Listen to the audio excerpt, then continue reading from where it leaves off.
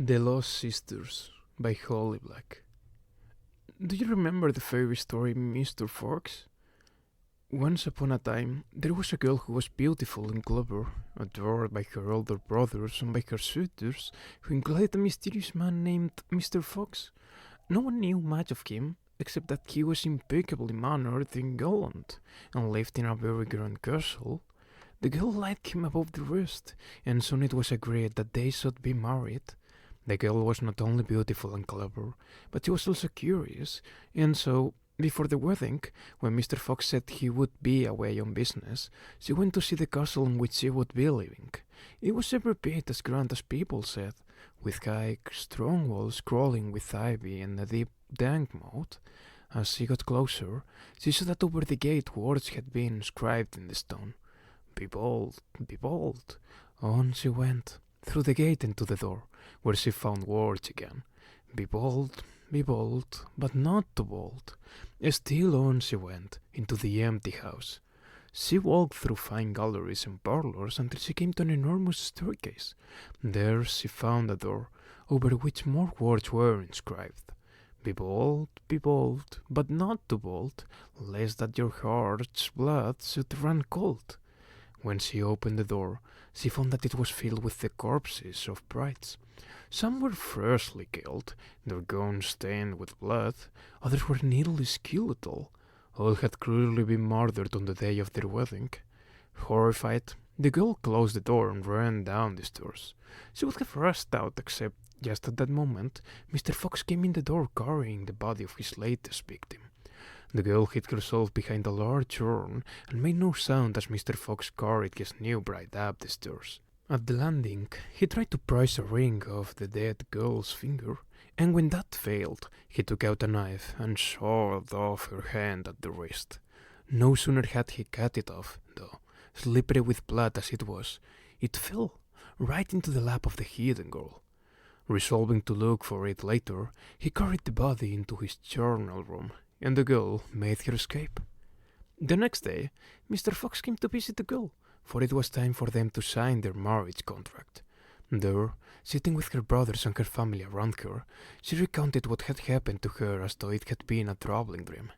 At every turn of her tale, Mr. Fox denied it, but when she pulled out the hand of the murdered bride with a ring still shining on one finger, no one believed his denials. Then the girl's brothers leaped up and cut Mr. Fox into 1,000 pieces. I think about that story a lot. I think about it all the time. It's the kind of thing you like. The wicked are slain, with swords no less. Vengeance is had, boldness is rewarded. But what about all those girls? All those obedient girls who trusted and loved and wed and died? Weren't they bold too? I bet you don't think so. I bet you think they were just stupid. That's your problem in a nutshell. You're judgmental. Everyone makes mistakes. They trust the wrong people. They fall in love. Not you, though. And that's why it's so hard to ask you for forgiveness. But I am going to ask. I am going to try to explain how it happened and how sorry I am. Let's start with a love story. Or maybe it's another horror story. It seems like the difference is mostly in where the ending comes. Once, there was a woman who was beautiful and clever, and because of her beauty and cleverness, believed that she would always be happy. Perhaps she should have known better, but she didn't. When she met her future husband, he carried the scent of blood and oil, steel, and windswept rocks. He courted her with charming, old-fashioned ways. He was the promise of the unfamiliar, the epic. And if he made her parents uncomfortable and her friends afraid, that only made her love bigger and feel more important. If she had reservations, she buried them. Everything else had always turned out well for her. She could not imagine it being otherwise. And so she went to dwell with him in his castle across the waves and discovered all the horrors he'd kept secret. I wonder if you think Mom was stupid, like the dead girls in the first story, but Mom's story is a lesson. All stories are lessons. Fairy tales have a moral. Stay on the path. Don't trust wolves. Don't steal things, not even things you think no normal person would care about. Share your food, but don't trust people who want to share their food with you. Don't eat their shiny and red apples, nor their candy houses, nor any of it. Be nice, always nice, and polite to everyone. Kings and beggars, witches and wounded bears. Don't break a promise. Be bold, but not too bold. It's important that we learn the lessons our mother didn't. Once, there were three sisters who lived in a subdivision of a suburb. Three girls, Vivienne, Jude, and Doreen. The eldest was one of the folk herself, with split pupil, eyes, and ears that came to slender points. The two youngest were twins, with cheeks as plump as peaches, ready to be eaten up. Their father was a bladesmith who sold his swords over the internet. Their mother helped him run his business. She didn't like to dwell on unpleasant things, like mistakes or regrets or burning down her past and running away from husbands in fairyland. And when mom's past caught up with her, she didn't even have to live with the consequences. She and dad, dead in moments. And us girls, taken across the sea to be raised by a monster. The three lost sisters. Doesn't that sound just like another tale? Let's skip ahead, past all the blood and the crying and the fear of a terrifying new place with terrifying magical people. Let's skip to the beginning of what I did that was wrong. It started with Locke slipping a note into my rucksack. He must have done it on the grounds of the palace, where tutors instruct the children of the gentry, and us in history and riddle games and divination and all the other things needed to be productive members of society. If I came to your window, would you come out? Locke, constant companion to the youngest prince of Elkham, hair like fox fur, and a laugh that could charm the apples to drop from the trees. Why would he bother sleeping that, or any note, to a mortal girl? I guess I caught his eye. There was a day when you were practicing for the tournament and I was reading a book of stories. Locke peered over my shoulder, looking at an illustration of a serpent curled around a princess with a long knife. How does it feel? He asked. To be stuck in a fairy tale. How does it feel to be one? I countered, then felt foolish. Talking to one of Prince Garden's awful friends was always risky, but when Locke went, it felt like boldness instead. I like stories, he said, and perhaps I like you as well. And then, 3 days later, the message from him. Fairy tales are full of girls who wait, who endure, who suffer. Good girls, obedient girls, girls who crush nettles until their hands bleed, girls who hollow water for witches, girls who wander through deserts or sleep in ashes or make homes for transformed brothers in the woods, girls without hands, without eyes, without the power of speech, without any power at all. But then a prince rides up and sees the girl and finds her beautiful, not despite her suffering, but because of it. And when I saw that note in my bag, I thought that maybe I was no longer stuck in a fairy tale. Maybe I could be the hero of one. All through dinner at Maddox's long table, where Oriana fused over little Locke while Baby made faces at him and you stabbed at your venison, I was hopelessly distracted. My thoughts strayed again and again to Locke. Later in the parlor, I tried to finish the embroidery I was adding to my velvet cape, but I stabbed my own finger with a needle over and over, until even Oriana asked me if there was something wrong. Do you remember that night? You sat before the fire, limned by flames, polishing a dagger, your brown curls trembling over your face. I wanted to tell you about the note, but I was afraid that if I did, you would warn me it was some kind of trick, that Locke was just trying to humiliate me. You knew he was a boon companion of the youngest and worst of the princes of Elkham, after all. You knew what Locke and his friends found amusing. Cruelty.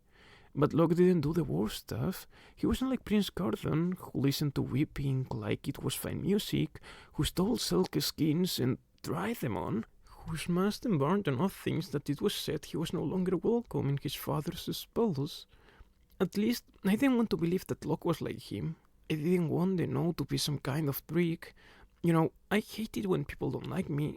I hate it that the folk look down on us for being mortal. I comfort myself with the knowledge that they need us, even if they don't like to admit it. They need mortal lovers to bear their mortal children and mortal ambition to inspire them. Without us, not enough babies would be born, not enough ballads would be composed, no less sung, and I comforted myself that I understand their baroque costumes, their love of courtesy, which was why I couldn't let Locke's note go unanswered. Etiquette demanded some kind of response. Of course, it didn't demand that I agreed to meet him. Instead of telling you about my dilemma, I went to Vivi. She was outside, staring up at the stars. Prophesizing? I guessed.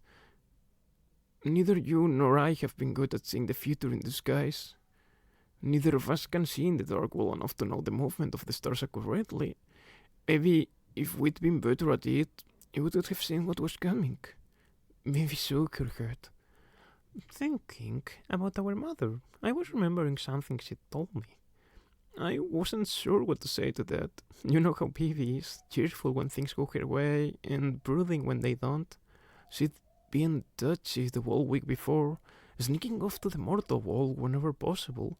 She's like that around the anniversary of us coming here and the anniversary of that one time we tried to leave for good.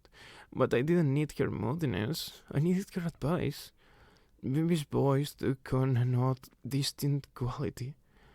I was in the bath, drowning boats and sending plastic sharks after them under the bubbles. I must have been very little. And Mom said to me, "You must be particularly kind to people. Other kids can act like monsters, but not you." "That doesn't seem fair," I said, although I couldn't help feeling a little resentful that Vivi had so many memories of Mom and Dad. Well, I couldn't recall their faces with much detail. "I thought so, too," Vivi shrugged. "So I went back to drowning ships." "Oh," I said, puzzled, but maybe I should have listened. She turned toward me and fixed me with her weary, gut-eyed stare.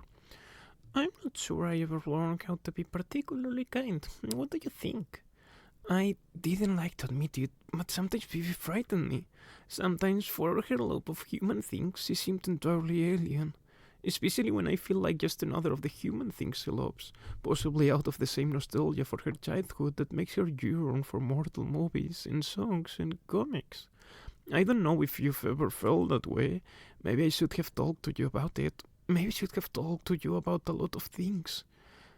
"Well," I said, seeing my opening, "it would be particularly kind to help me right now. A boy sent me a note and I have to send him one back, but I'm not sure what to say." I took it from my pocket, feeling a fusion of hope and fear when my fingers touched the paper, half expecting it to be a product of my imagination. I could feel my cheeks grow hot as I handed it over. You have to understand, I never thought it would come to anything bad for anyone but me. Vivi read the message, perfectly able to see in the dark. "Locke?" She seemed to be trying to place his name. I wasn't sure if she was teasing. "So, you'd like to meet this boy under the moonlight? Still a few kisses?" She made it sound so easy. "What if this is a joke? A game?" She turned to me, head tilted, her expression of pure confusion, as I had no reason to be afraid of a broken heart. She had no idea how dangerous a broken heart could be. "You do, though, you know." "Then I suppose you'll have a laugh before you kick in the sins for causing trouble," Maybe said with a shrug. "Or bring one of Yude's blades and chase him around with it. You got the same instruction in Swordplay as he did. You must remember some of it." "I was never very good. I kept apologizing when I hit anyone," I reminded her. "Mother wanted to teach at least one of us his trade, the art of war. I am sure he hoped for Bibi, but it was you who wanted to learn. You who had the real affinity. You who kept at it when he knocked you down. You used to say that I was good, that I learned the moves easily, but I didn't want to know them. I hated the idea I might have to know them. Before Elpham, I thought of us as just the same. Twins. We wore the same clothes, we laughed the same way and at the same things. We even had our own weird language, which was supposed to represent how our stuffed animals talked. Do you remember that? There were differences, of course. I was always shy, and you never turned down a door, even when it got a tooth chip chasing one of the neighbor kids around the concrete edge of a pool. But those differences didn't seem important until Maddox came, until you attacked him while I sobbed. You tried to hit him, uselessly, foolishly. You ran at him like you didn't care if it cost you your life. After that, it was like everything was a door you couldn't back down from.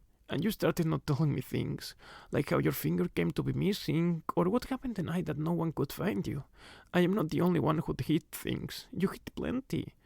Now, you're probably saying that I am making excuses, that I'm not really sorry, but I am just being honest, and I am trying to tell you the story the way it happened. So, forget him then, Bibi said. I didn't listen. Maybe it's not a game. I still need a way to send him a note back. Get you to distract him, and while he's looking at her, drop the paper into his bag. She suggested, or you go talk to him and she can do the sleeping. He'll expect that less. You doesn't care about boys, I told her, maybe sounding harsher than I'd intended. I was terrified at the thought of being caught by Nicosia, or worse, by Prince Gurdon. Giving Locke the note on the palace grounds was completely out of the question. All she cares about are swords and strategy. Vivi sighed, probably really regretting admitting a desire to be kinder. I could call a Scythe to take your message to Locke's state. Is that what you want? Yes, I said, gripping her hand hard. In my room, I selected a page of beautiful, creamy paper. Carefully, I penned a message. If you dare come to my window, you will find me waiting. Then I pressed the cluster of apple blossoms, for admiration, into the paper and folded it up into a tight letter square, which I fixed with wax and maddox seal. I wanted to remind him, you see, that it wasn't without risk to treat me poorly. You see, I wasn't stupid, at least not yet. Once upon a time, there was a girl named Taryn. She suffered many indignities at the hands of the magical people called the folk, yet she never was anything but kind, no matter how they despised her. Then one day, a fox-haired fiery boy looked upon her and saw her virtue and her loveliness, so he took her to be his bride. And on his arm, dressed in a gown as bright as the stars, the other folk saw her for the first time. They knew that they'd misjudged her, and all through the next afternoon at lessons, I watched for some sign he had received the note. He didn't look my way, not even once. I started to doubt that Bibi had sent my message. Perhaps she'd made a mistake and enchanted the Scythe to someone else's estate. Or perhaps he'd merely crammed the note and tossed it away. On our shared blanket, you peeped calmly into Damson Bloom, oblivious to my wild thoughts. I looked at the dullness of your hair, at the human softness of your body that no training with a sword could entirely erase. In the mortal world, we may have been pretty, but here I could not pretend we were anything but plain. I wished that I could kick you. I wish I could slap you. Looking at you was like looking into a mirror and hating what I saw, and your obliviousness in that moment made it worse. I know it was a terrible thing to think, but at least I am admitting it. See, I am confessing everything. All afternoon, I stood in despair and misery, but that night, a pebble struck my window, and I saw the shape of a boy standing below, smiling up at me as though he already knew all my secrets. That first time, Locke came to my window. I climbed down from the balcony and walked with him through the woods. In the distance, I heard the songs of revelers, but the forest around us was hushed. I'm glad you agreed to a stroll. He wore a rusted coat and kept pushing back his hair as though he were the one who was nervous. I wish to ask you about love. You want advice? I steeled myself for him to tell me something I didn't want to hear. Still, it was flattering to think he wanted me for anything. Nicosia believes herself to be in love with me, he said. I thought, I began, then reconsidered what I'd been about to say. That she was Prince Gurdon's beloved. Locke gave me a sly fox's grin. She was, and I seduced her away from him. Does it surprise you that she would choose me over a prince? I shook my head, startled into honesty. Not even a little. He laughed, the sound rising through the trees like a whirlwind of leaves. Do you not even think me a disloyal friend? I was glad for the dark, so that my blush might be even a little obscured. Surely he gave you reason. I did not point out what a hateful creature Prince Gurdon was, but I doubted I had to if neither Nicosia nor Locke cared for him enough to consider his feelings. I like you, Locke said. Unwisely. I am for sure I like you far too well. I frowned, wondering if he meant because I was mortal, but surely if he could steal a prince's lover without reprisal, he need fear nothing from no one. You can like me all you want, can't you? I guess I might not agree. Locke said with a smile that made me think he meant something more than I'd supposed by his declaration, something more than tepid friendship. I felt a little light-headed. So if I meant to keep visiting you, he went on, will you promise to tell no one? Absolutely no one, no matter what, until I allow it, Scythe.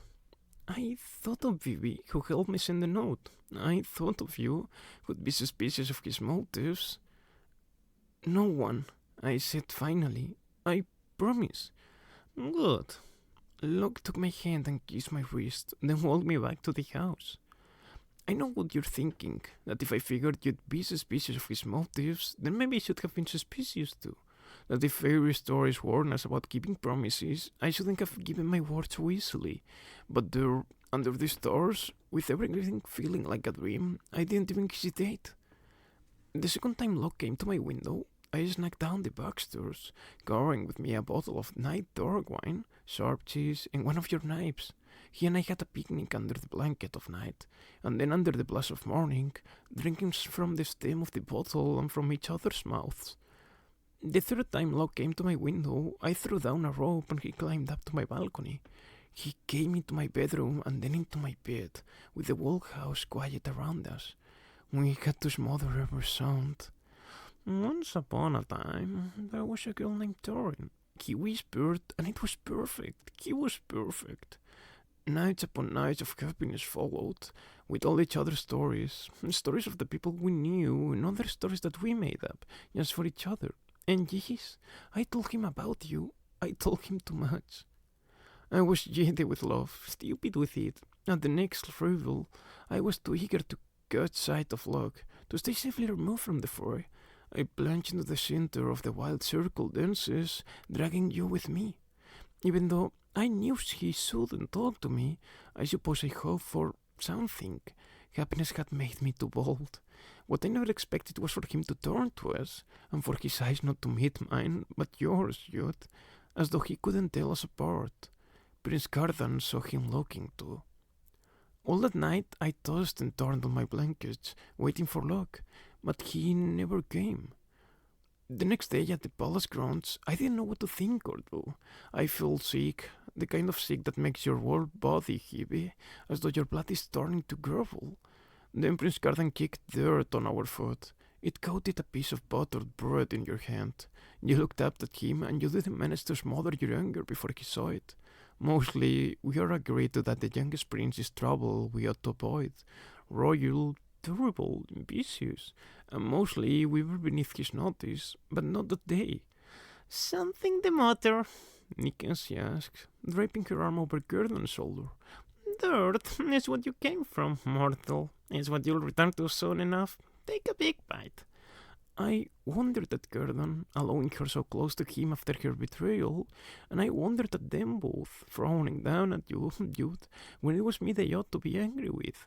I kept expecting them to turn, kept expecting them to know something of what I'd been doing with Locke.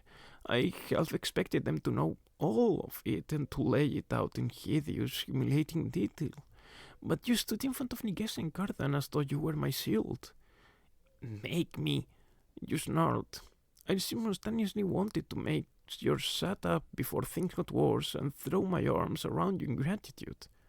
I could, you know, Prince Cardan said, something awful kindling behind his eyes. The way he looked at you made my stomach churn. Nicasia pulled the pin from your hair. You'll never be our equal, she told you, as though we needed reminding. Let's leave them to their misery, Locke urged Gurdon, but it didn't help. You'd gone automatically into fighting stance. I wasn't sure if they knew it, but I did, and I was terrified of what might happen next. I was pretty sure hitting Cardan was treasonous, even if he hit you first. You're sorry, I told them, which probably annoyed you, but that's one thing I don't regret. We're both really sorry. Cardan looked at me with those unsettlingly black eyes. She can show us how sorry she is. Tell her she doesn't belong in the summer tournament. Afraid I win? You ask? That old urge not to back down from a door kicking in hard. It's not for the mortals, He returned, voice cold, and when he looked at me, it seemed he was talking about more than the tournament. It's not for mortals, it's not for you. Locke is not for you. Withdraw, or wish that you had. I'll talk to her about it, I put in quickly. It's nothing, just a game. Nikasha gave me the sort of smile usually reserved for a pet obediently doing a trick. For a moment, I wondered if they really had only been being idly awful, if they knew anything. But Gordon's stare was heavy-lidded, lascivious, and when Nikasha spoke again, her words seemed to have more than one meaning. It's all just a game. That night, I resolved that if Locke came to my window, I would send him away. He should have defended me. He should have done something. But as dawn threatened the horizon with no sign of him, I lost my resolve. If he came, I swore I would be content with that alone. I would be selfishly glad he was with me, even if it was only in secret. If he came, if only he'd come. He didn't. Fairies despise humans as liars, but there are different kinds of lying. Since you and I first came to Fairy Youth, we've lied to each other plenty. We pretended to be fine, pretended the possibility of being fine into existence, and when pretending seemed like it might be too hard, we just didn't ask each other the questions that would require it. We smiled and forced laughter and rolled our eyes at the folk as though we weren't afraid, when we were both scared all the time. And if there were hairline cracks in all that pretending, we pretended those away too. So I didn't understand. I knew you wanted to be a knight, but I didn't understand how afraid you were of Madoc forbidding it. I thought that you'd just fight for him. I thought that it was me who needed to find a place in Fairy, and that your sword had already bought you one. I thought the summer tournament was merely an opportunity to show off. There would be others. He hadn't taught you the sword for nothing. I should have understood. We'd been raised like the children of the Gentry, but we weren't. We were mortals, and we had no fixed future in Fairy. You were wondering about your place here, just like I was. I am done with being good. You told me after Madoc had basically crushed your dreams. I thought you were just punting. But then you salted the foot of Prince Gordon and all his friends, including Locke. You played the kind of prank that was only supposed to be funny when it was done by them, not to them. You were bold, enduring, and breathtakingly stupid. Be bold, but not too bold, lest that your heart's blood should run cold. Across the grounds, the prince looked at you, eyes alight with hatred. I have never seen a look like that on anyone's face before.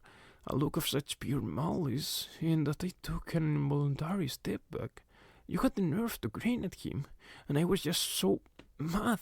I loved Locke, and he hadn't come for nights and nights, and there you were, making everything worse. And for what? Because they said something mean? Because they ruined our lunch? I was afraid and when I wanted to shout at you and shake you, but you would have just been puzzled. And I couldn't make myself explain, not since I didn't know if Locke would ever come to my window again. What if all of our whispered words and kisses and embraces meant nothing to him? I wasn't ready to admit to my foolishness, but I was angry all the same. Angry at you, angry at him. On our way home, all my anger turned to terror. Prince Gardan and Valerian caught you, blindfolding you, pinning your arms, and Locke got a hold of me. Nikasha was somewhere behind them, laughing. Don't be afraid, Locke whispered into my ear. I couldn't see his expression, but his voice was soft. This will be over quickly. You have to stop them, I whispered back. You have to help. Trust me, he said, then pushed me into the river. I hit the water with a splash. The shock of cold hit me and I stumbled, making for a nearby boulder, my heart beating wildly. I had no idea what might happen next. Nikasha's mother was the queen of the Undersea, and Gordon's father was the High King. They could do whatever they wanted with us. I thought of the look I'd seen on Gordon's face and shuddered. Trust me, Locke had said, but I didn't. How could I? You had a harder soap and went under the water. Emerging, spluttering, panicked. I tried to move toward you. Water soaked my skirts, dragging me down. I was terrified that I was going to sleep, that the current was too strong. Locke's words only made it worse. This will be over quickly, he'd said, but not everything is better for being first. You stood up. It was hard to concentrate on anything but the freezing river and keeping my balance. I heard Valerian say something about Nixes, hungry Nixes. Gordon watched us greedily. I was scared. Really, really, really scared. Is this fun? You demanded, as though none of this faced you. Are you enjoying yourselves? Nicasia splashed you with water. Enormously, Gordon said, just as your foot slipped and you went under.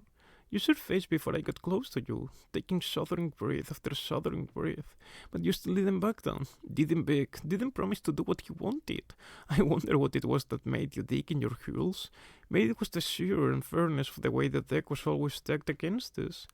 I tried to wade upstream, where it was shallower. On the bank, Locke watched me with an expression of polite interest, as though he were looking at a play unfolding on a stage. It was horrible. My skirts were so heavy and I was moving so slowly. My steps were uncertain. Twin sister, Gordon said, turning to me. I have a most generous offer for you. Climb up the bank and kiss me on both my cheeks. Once that's done, so long as you don't defend your sister by word or deed, I won't hold you accountable for her defense. Now, isn't that a good bargain? Go, you said firmly. I'll be fine. I looked at Prince Gordon. A little smile pulled up the corner of his mouth. I had been in fairy long enough to read between the lines of promises. He wouldn't hold what you'd done against me, but he'd made no promises about what I'd done. What were the chances he knew all? I wanted out of the river, away from the Nixies and the current. I wanted to know that I wasn't going to drown or be eaten, and though I suppose there was certain nobility in staying in the water with you, it wasn't as though it would help anything. Maybe Cardan was just paying you back for the salting of his food. I glanced over at Locke. He raised his brows slightly, in a way I found hard to interpret. Trust me, he'd said, but if he had a plan, I'd seen no sign of one. Valerian came to the edge of the bank to hand me out of the water as though I were some great lady. When I pressed my cold mouth to the prince's cheek, Locke waited a moment, then drew me a little ways away. Nicasia turned toward me, and the ferocity in her face filled me with dread. Say, I forsake my sister, youth, she demanded. I won't help her. I don't even like her. I don't have to say that, I said in confession. It wasn't part of the bargain. The others laughed, not Nicasia, who was clearly too incensed to even pretend amusement. Something was wrong. This wasn't because of any prank.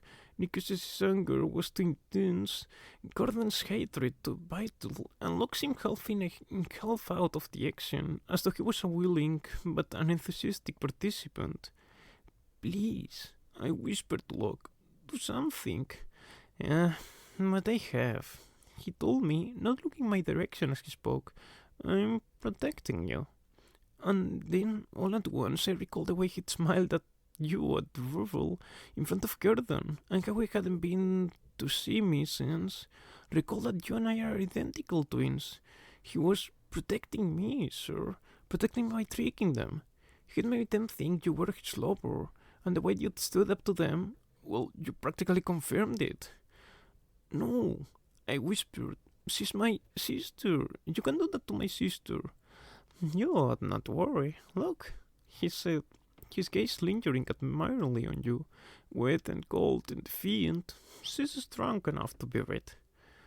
I am ashamed to say that his words were enough to make my sympathy soar, and though we will come together and I wept with an excess of horror and guilt, wet and cold and overwhelmed, I would not tell you why. I didn't tell you anything. I didn't speak. Of course, it wasn't like you said anything to me, either. That night, shivering before the fire, I plucked the petals from flower heads and in a divination I learned at any palace school. He loves me not. Locke still didn't come. I woke to Vivi jumping on my mattress, shouting about going to the mortal world. She was in high spirits and would hear no arguments against it. You just seemed exhausted, sagging against your ragwort seat as we flew over the sea. I petted the rough green skin of mine, pressed my cheek against its leafy mane, drank in its grassy smell. I loved fairy, loved magic, but right then it was a relief to be leaving it for a while. I needed to think. Look, I admit that I was jealous of the way he'd openly admired your defiance. I tried to tell myself a story. In The Princess and the Bee, a girl came to the door of a palace in distress, her gown soaked and muddy, her skin chilled. She was a princess, she said, but her carriage had been turned over and her servants had been separated from her in a rainstorm. She only needed a bed for the night and some food. The queen wasn't sure if she believed the story. The girl was very beautiful, beautiful enough that the queen's son was staring at her in a decidedly moonstruck fashion. But was she really a princess? There was only one way to find out. The queen instructed that a bee be placed beneath dozens of mattresses. Only a princess's skin was sensitive enough for such a small thing to bruise her. Maybe Locke liked that I was sensitive. He'd protected me. Maybe he wanted someone who needed protecting, but I wasn't sure. Plus, I thought you were mad at me. I really did. After all, I'd climbed out of the river, leaving you behind. I'd kissed that monster Gordon on both his cheeks. And even if you didn't know it, I was the reason all this had started. You're probably mad. I began. I'm sorry. You blurted out at practically the same time, looking, if anything, more miserable than before. Then, realizing what I'd said, you just looked confused. At you? I swore to Cardinal that I wouldn't help you, even though I came with you that day to help. That was the least of what I had to apologize for, but I couldn't tell you the whole truth. I'd promised Locke I wouldn't tell anyone. You seemed frustrated. Really, Dorin, you're the one who should be angry that I got you tossed into the water in the first place.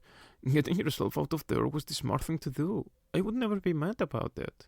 Of course, I had been angry, but when you said that, I felt guiltier than ever. Vivi had ideas about funnier and worse pranks you could play on the prince and his friends. No, you interrupted, horrified. What Locke had done, even if it was awful to you, it was a grand gesture. It meant he cared for me. And now Nikas and Prince Garden had their fun and humiliated you. Now, maybe if you didn't provoke them further, they would stop. Locke hadn't visited me in days. Surely whatever they thought had been between Locke and you, they must believe it was over. That they ended it. That they'd frightened you off. But before you promised to back down, Vivian dropped the bombshell that she had a mortal girlfriend and was living fairy forever. Here's my plan to cheer you up. Vivi said, leading us through a shopping mall. We'll move to the human world, moving with Heather. You doesn't have to worry about knighthood, and Torin doesn't have to throw herself away on some silly fairy boy. I insisted that, remembering that she'd helped me send a note to Locke, but she didn't say any more. She was too busy trying to convince us that we didn't want to stay in fairy because she didn't, and leaving us behind made her feel bad. What she didn't understand was that there was nothing in the human world for us, not even our own names. I looked our story up once in a library, pulled articles onto the computer screen. Our parents' murder had caused a bit of a sensation because of the swords. In a world of guns, swords seemed old-fashioned and a little bit funny. Weird couple dies weirdly.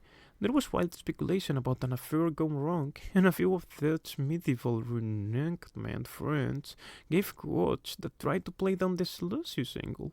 But since the papers mostly chose photos of them in costume, that only made things worse. The articles presumed that the children would turn up, some of our clothing was missing, toys were gone. Maybe we'd been found after a few days, having slept in the forest, blanketed in leaves brought by considerate sparrows. But, of course, we weren't. We were never found at all.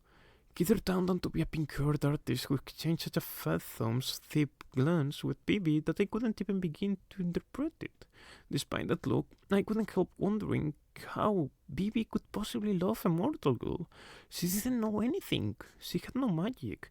She didn't even seem like she'd done much suffering. I should have found it inspiring. After all, if Heather and Bibi were in love, then love was possible between mortals and fairies. But it made me feel uneasy instead. Like maybe they'd used up all the luck there was. Or maybe it was because I was thinking about how Mom had started out a lot like Heather.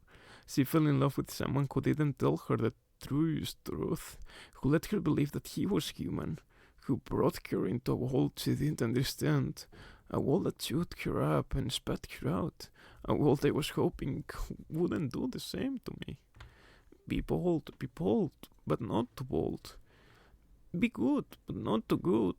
Be pretty, but not too pretty. Be honest, but not too honest. Maybe no one got lucky. Maybe it was too hard.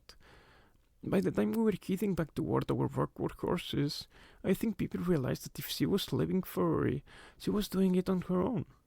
I tried to imagine Elfham without her. Everything would be a little more frightening. There would be no legitimate hero to intercede with us with Madoc, no one to go to for little magic, and worst, no way to reconsider, without her to make us a flying pony from wits or a boat that would travel by puffs of our breath. There was no way off the Isles. Before, it was important that we found a place we belonged in Furry, but with Vivi leaving, it was imperative. You're going to have to tell her eventually. You said, still talking to Vivi about Heather, about Fairy, about lies of omission. I try not to feel called out by the words, even though they could have just as easily applied to me. Love is a novel cause. Vivi remind her. How can anything done in the service of a noble cause be wrong? By late afternoon, we were back on the palace grounds, attending a lecture so dull that I dozed off in the middle of it. You and I sat in the branches of a tree to have our lunch. I took care not to glance too much in Locke's direction, even though I was eager to, and Prince Cardan and his companions seemed to have tired of us. You seemed to be actually trying to avoid trouble for once. I let myself relax. I let myself believe that the worst was behind me. I let myself pretend. Once upon a time, there was a girl named Doreen, and she had a fairy lover who came to her at night. He was generous and adoring, but visited only in the dark. He asked for two things. One, for her to keep their meeting secret, and two, never to look upon his face fully. And so, night after night, she took delight in him, but after some time had passed, wondered what his secret could be. My daydream reverie was interrupted by Prince Cardan. I know what you did. He drawled, voice low, not at all sounding like he was asking a question. Wicked girl, yet you let your sister take the brunt of my ire. That wasn't very nice, was it? He was dressed in a velvet doublet, with buttons of carved jet, loose black curls framed with his sharp cheekbones and a mouth set in a cruel line. He's handsome, but that makes his horribleness worse, somehow, as though he's taken something nice and made it awful. Being the single focus of his attention made me feel like a bug that a child was going to burn with a magnifying glass. I stammered, caught completely off guard. I didn't know. I swear I didn't. A slow smile spread across his mouth. Oh, I see why Locke likes you. For a moment, I thought that might be almost a compliment. You're awful, he said, it as though he was delighted, and the worst part is that you believe otherwise. Tears sprang to my eyes. I hated that I cried so easily, and he was wrong. I hadn't known, not until that afternoon by the river. I shook my head, wiping away tears. Does that mean you're going to leave here alone now? Cardan leaned in close enough that I could feel his breath on my cheek. It's much too late for that. Then you came out of nowhere and grabbed his shoulder. Before I could even speak, you'd spun him around and slammed his back against a tree. Your hand went to his throat. Cardan's eyes went wide with shock. All around us, the children of the gentry stirred, agog. Cardan was a prince of Elfham, and you were putting your hands on him, there, in front of everyone. Hands he was likely to order cut off. Shock pinned me in place. I barely recognized you with your teeth bared like that. This new you, who wouldn't surrender in the river. A youth I am not sure I know. A youth I was not sure would like me. Right then, you looked as though you wanted to bite out the prince's throat, and he looked thrilled to have an excuse to do whatever awful thing he was planning. I was terrified for you and scared for myself, too. Everything was just getting worse and worse, and I didn't know how to stop any of it. It felt like being trapped in one of those circle dances. Mortal feet won't stop moving, no matter how tired you get. We'll dance until our feet bleed, until we collapse. We can't do anything else until the music ends. But that night, at last, Locke came to my window. A stone struck the glass pane, and I was out of bed in an instant, fumbling for a rope. I came out onto the balcony and looked down at him, my heart racing. His hair was bright in the moonlight, his face as handsome as heartbreak. I took a breath and stilled myself. It was so tempting to push away all my doubts and fears and to rush into his arms. But I couldn't let myself forget how hurt I had been night after night, not knowing whether he'd ever come again, not knowing what it meant to him, if it meant anything at all. And something else bothered me. Something about the freshness of Nikasia's anger and her possessiveness made me wonder if Locke and she were together still. If, when he wasn't visiting me at night, he was visiting her. Locke and I stared at each other as the cool night air blew my robe, ruffled his hair. "Calm down, my beauty, my darling, my dove." He urged, but not loudly. He must have been a little worried with the general sleeping so near. If Locke woke Madoc up, who knew how he'd have reacted? For a moment, I pictured Locke's heart shot through with an arrow, and then shook my head to get rid of the image. It wasn't like me to think things like that. It especially wasn't like me to have a brief jolt of satisfaction from it. Guilt over my thoughts, more than anything else, made me lasso a thin rope from my balcony and slither down it. My bare feet landed on the grass. Locke took both hands and looked me over with a smile that I managed to be complimentary and slightly amusingly lewd. I giggled, despite myself. "It was hard to stay away from you," he said. "You shouldn't have." It was part of his charm, somehow, to get me to say the things I meant. "We, the folk, don't love like you do," Locke said. "Perhaps you shouldn't trust me with your heart. I might break it." I didn't like that. "Cardan knows it was me you were meeting. He told me as much." "Nah," he said. "Just that." I took a few steps from him and crossed my arms over my chest. "Leave you out of this." He gave me a fox's grin. "Cardan certainly doesn't enjoy hurting her, doesn't he?" It was true and awful. Even if I could persuade you to stop reacting, impossible enough, the prince had to be angry about being slammed into a tree. "She can't win." "Can't she?" he asked. I hated the way he questioned me, as though you were so much more interesting than I was. I was the good sister, the one who kept faith and stuck to the rules. You were the angry one, the one who didn't know how far was far enough, the one who courted the sister. It wasn't fair. You won't even go against him. How could she have any chance? Locke laughed at that. There it is. That temper you try to hide. You know what fascinates me about you? You're a hungry person sitting in front of a banquet, refusing to eat. I thought of the banquet of fairy, of Betrayal, the fruit that makes mortals give in to abandon. I thought of the banquets I'd only heard of, where the folk enchant humans and serve up garbage glamour to look like delicacies, where they crown one of them the Queen of Mirth, a title that comes with robes of filth and horrible mockery. How could he doubt why I would hesitate to eat at such a banquet? Aren't you ever careless? He asked. Always, with you. I want to show you something. Locke said, taking my hand. Come with me. I'm not going. I began, but he led me toward the woods. It doesn't matter, he said. No one will mind. I stopped moving, horrified. Who is it going to be either? I don't think this is a good idea. I didn't even have shoes. Will you trust me? Locke asked. There was so much in that question. When I thought back to the time before that first note, my life seemed to have been dry paper waiting for him to kindle it.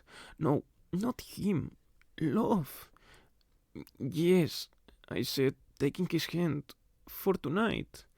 There was a revel near the lake of masks. A few folk cavorted under the stars and stretched out on carpets. I didn't recognize any of them. They didn't attend the palace school, and if I'd seen them before, it had only been in passing. They seemed to know Locke, though, and called out to him. One played a fiddle, and when he saw us, he began playing a song I'd heard before in the mortal world. Locke twirled me in his arms, and for those moments, everything was perfect. We danced 3 dances like that, my body becoming looser, my steps less formal. Then we rested on the grass, sharing a glass of spiced wine from a borrowed wooden cup. Then Locke pointed to a boy with hair the impossibly bright green of new lips. He keeps looking at you. Because I'm in a nightgown, I said. Go speak with him, Locke said cryptically. I gave him an incredulous look, but he only raised his brows and smiled. It will be easy once it's begun. What will? I asked. Go, he urged, looking impious, and so I forced myself to stand and to make my way over the grass. The boy looked surprised as I drew closer, then stood up, dusting off his cone-span tunic. Reed pipes hang from a leather cord around his neck. The general's daughter, he said, and both. Sometimes when the leaves are thin, we can see the lights of your stronghold from here. And sometimes I can hear music from my balcony. Were you the player? He blushed. He must have been green-blooded, because his cheeks and neck were abruptly suffused with that color. If it pleased you, then I'd like to claim it was me. And to what name ought I direct my praise? Locke was right about one thing. It was easy. The boy was nice, but I didn't understand what I was supposed to be doing. Neither, he said, but you can call me whatever you want if you will consent to dance with me. So we danced, his eye hand on my hip. Look, watched. The fiddler pranced around as he played. Revelers in rocks, leaves in the hair, whirled and jumped. I laughed. This was just the sort of thing that Oriana would hate. She wouldn't like me venturing out alone, my pockets empty of salt. She wouldn't like me dancing, especially with folk who were not courtiers. But despite that, despite the strangeness of the situation, I was having fun. I hope you didn't get bothered without me. Locke interrupted, surprising me. I hadn't noticed when he got up.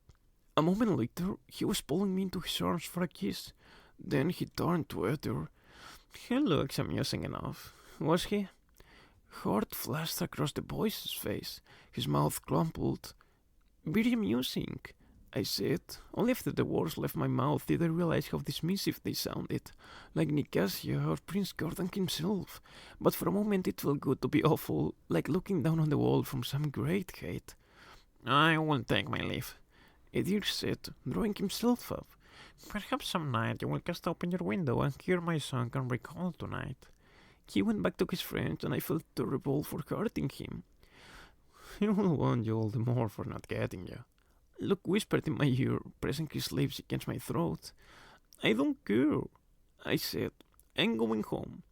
I will escort you, he said, if you like. Yes, I gathered my rope around me and began to walk, not waiting for him to lead the way. I don't know how I felt. I could barely describe it. Why did you want me to do that? I asked finally. The woods were so quiet, and all I could think was that Locke had shown himself to me. That's who he was, the person who engineered the Deus of Spain. Friend to Cardan and Nicasia and Valerian. Peace in a pot. I had been a fool to love him. To show you what you would not otherwise believe. Locke said, by fear, anger, jealousy, they're all spices. He looked at my expression. What is bread without salt? Desire can grow just as plain. I don't understand. He put a finger against my mouth. Not every lover can appreciate such spices, but I think you can. He meant it to be flattering, but I wasn't so sure that it was. I ducked my head, twisted away from him. He didn't look upset. I can show you a version of yourself, Dorin, one you've never imagined. It's terrible to be a girl trapped in a story, but you can be more than that. You can be the tiller, you can save the story, you can make all fairy love you. I hated it was so easy for Locke to guess the deepest, most shameful desire of my heart. And before you judge me, I know you want it too. I see how you look at Omadok for approval. I see how your gaze rests on them. Dim by, the wish to be seen as special. Don't tell me you wouldn't do a lot to win the love of Fairy. What would I have to do? Put aside your mortal ways and your mortal qualms. Despite my misgivings, when he came and kissed me, I clung to him. And when he urged me down to the forest floor, I was glad to forget everything else. I stretched out, breathing in the sweet scent of leaf mold all around us. As I finally fell asleep in the late morning, with the sun so bright, I had to close the drapes and press my pillow over my eyes as a new story looped in my head. Once there was a girl named Torin, and she was beloved of a boy named Locke. They were the companions of the youngest prince of Elham and his friends, the talented Valerian and the beautiful Nicasia of Tendersea. When they arrived at revels, courtiers turned their heads to see the magnificent cut of their gowns, to see the cunning cut of their jackets, and everyone who saw them adored them, especially Torin, who was the best and most beloved of them all. Your tournament was soon after. I warned you. No good could come from defying a prince, but the thing was, you'd been indoctrinated with a stupid idea of honor from Madoc, which basically translated into an unwillingness to back down and a belief that winning was more important than surviving, and you played this game the same way. I came late to the stands. I didn't want to be there. Even though I told you that participation would bring nothing but sorrow, I had no expectation of you listening, and I hated to watch. But Bibi was going to, and if I didn't, you would have taken it the wrong way. We were already arguing enough, so I sat in a gown of blue, listening to the crowd howl, seeing the cream-colored banners whip through the air, and I got ready for the spectacle.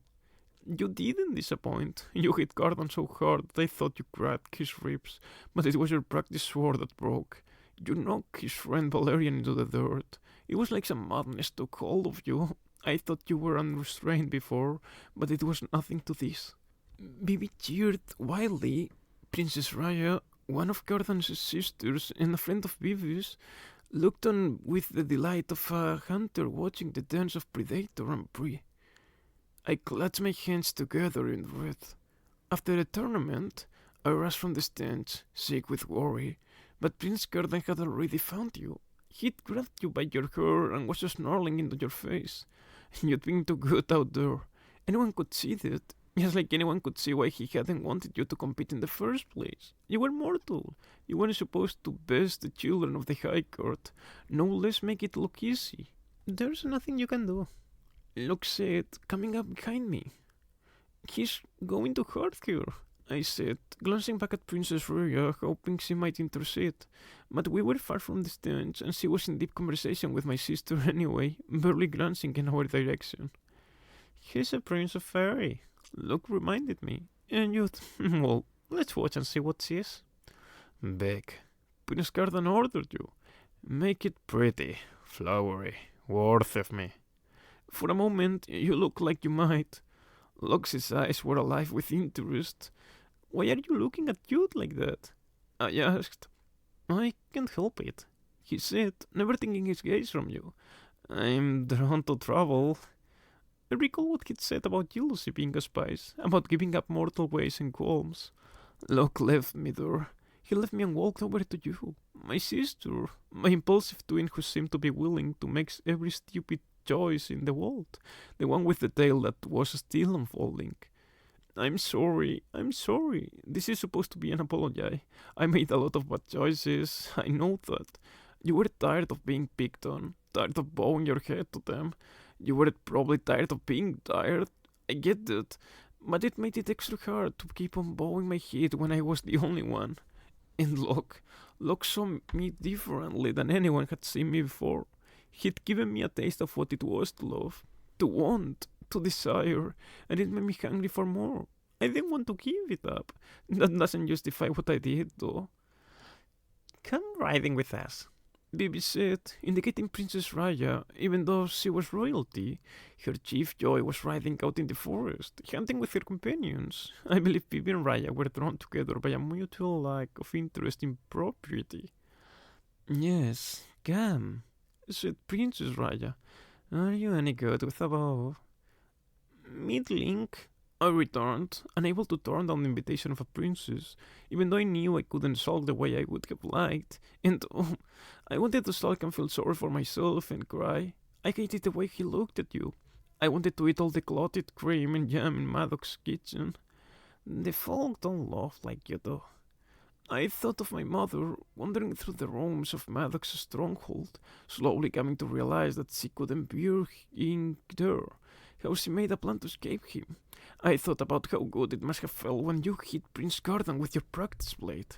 So tell me about this heather. Raya said to my sister as we rode. Is she really worth living in the world of filth and iron? Vivi laughed.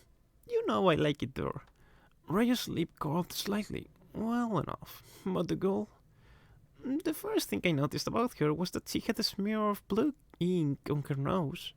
Bibi said. The second thing I noticed were her eyes, the color of darkest ember. When she spoke, I was afraid she was talking to someone else. Raya snorted. What did she say? Bibi smiled with memory. I want to draw you. Ah, said Raya, an artist.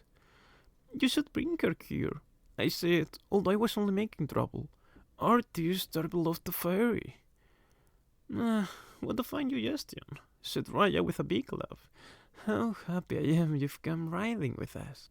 Bibi looked less pleased. I think I will keep Heather to myself for now. Love is greedy, Raya said, drawing her paw. She'd spotted a bird hiking the trees and chosen it to be her quarry. Her words bothered me, although I suppose my love for Locke was greedy too. But love was also transforming.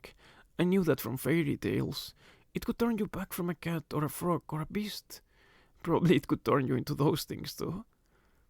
You can make all of fairy love you, Locke had said.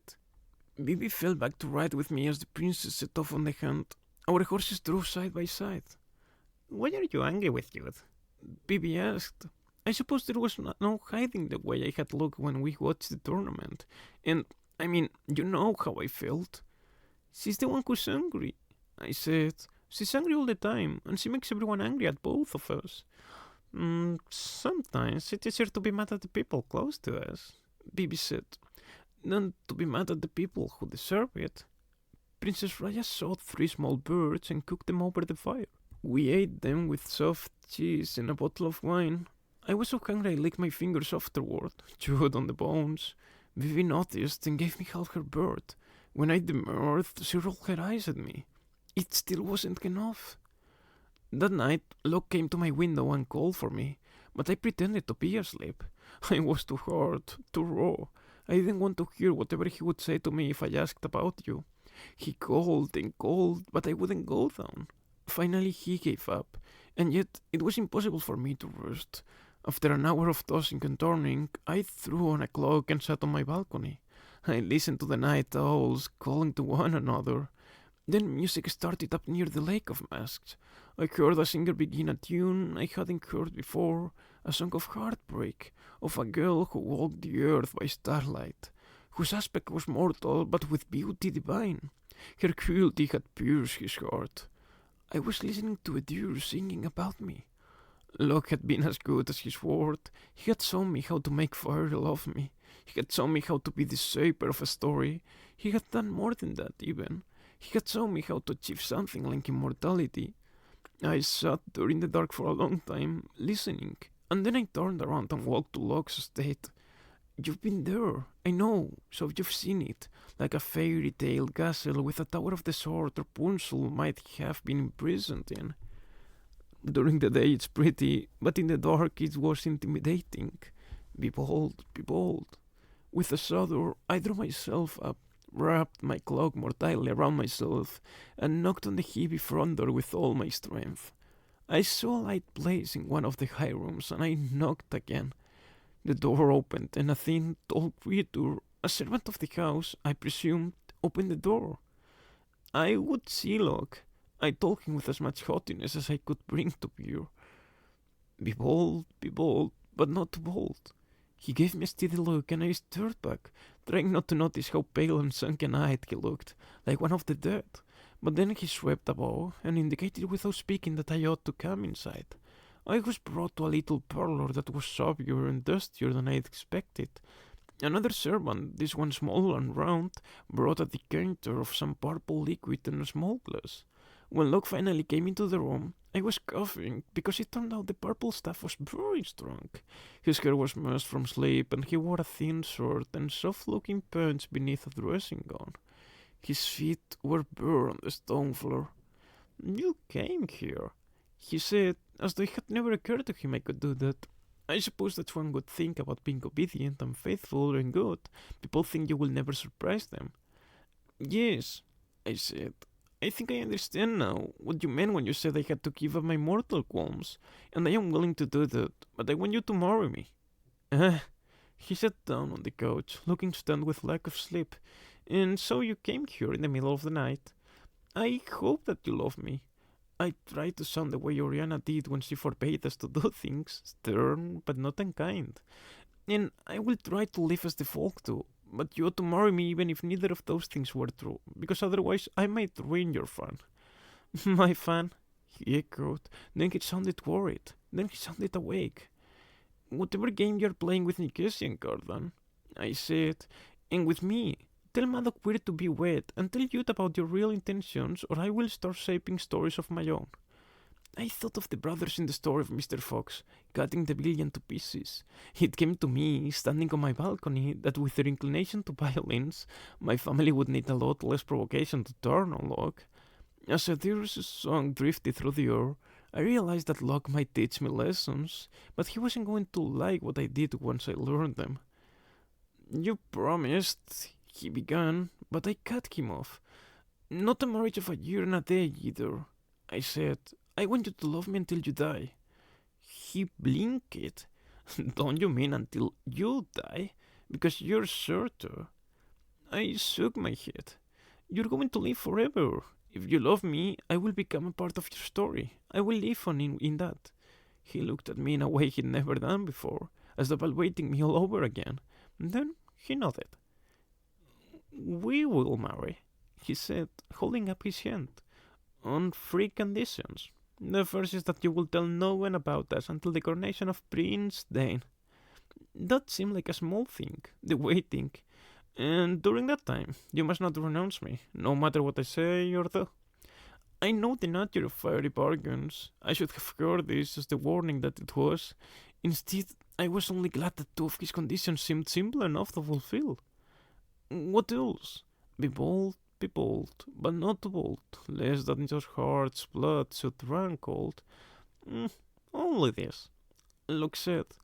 "Remember, we don't love the way that you do. I know that I should have been a better sister, that I should have given you some warning, but some part of you must understand. All I had to do was keep my mouth shut and put up with anything he did, until Prince Dane's coronation. Then he had to tell you the truth. Then he would be with me forever, and love me until he died. So you see, I am sorry. I really am. I didn't think he could win your heart. If it makes you feel any better, it was agony to watch you with him, to see you laughing as the 3 of us sat on the blanket on the palace school, your hand in kiss. I was angry seeing your blushes and shining eyes. Jealousy wasn't a spice to me then. It was the wholemeal, and I was gagging it down. But I am not our mother, and I am not going to make her mistakes. I won't turn back. I know what I want. I want Locke. I'm not afraid of his secrets. And you're going to forgive me. You have to. You're my sister, my twin. You've got to understand. If I just explain it right, I know you're going to understand. And I am going to keep standing here and practicing it in the mirror until you stop looking at me that way when I finish." Okay, so it's me, Sergio talking.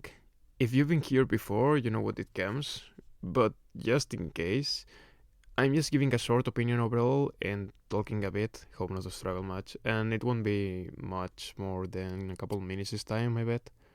First, it was a 30 pages book, so I just did it in one time. It's been a long time also since I recorded a trilogy, so I kind of forgot some voices and lost practice. But no, I didn't forget Torrance's. Just thought it was better to make it less high-pitched, basically so I wouldn't die in the making. I must admit too that talking in that regretful way of Torrance almost made me drop some tears. Really got into character, I guess. Second, it was refreshing to read it, like pretty basic writing, so not so complicated words, and it felt easy. And I like how it was kind of linked into the story, even if she could have some more scenes. Overall, it was nice, to be honest. Reading from a different character's point of view the same story gives nostalgia and introduces some pieces left of the puzzle. With how the King of Elham learned to hate stories, it happened the same. But, in my opinion, maybe not the Gordon's one, but this one would have been way better together with the first book, like included in it. You know what I mean? But yeah, money, money, money, I guess. That said, it doesn't really justify much Darren's actions, for me. As the book says, be bold, but not too bold. And definitely, I still think it was pretty stupid of her. But anyways, just to finish, next time I'll read The Stolen Her, probably when I finish The Toll, the book I'm reading right now that I didn't start yet, and I'll say more and even repeat myself probably by then. But I thought the trilogy of modern fairy tale stories was really modern, and with this I mean they were more recent books.